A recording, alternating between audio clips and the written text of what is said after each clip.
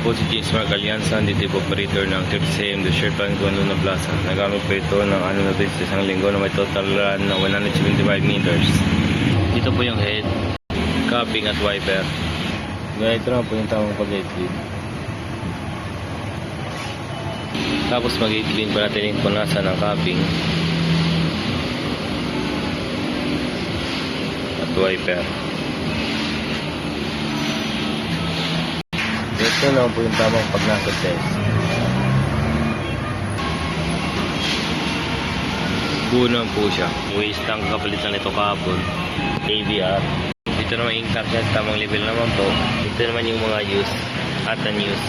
Meron akong isang white, 5 yellow, 6 na black, 4 na magenta, 6 na cyan. Solution white, 100 ml, 4, 1 liter 8. QE solution 6.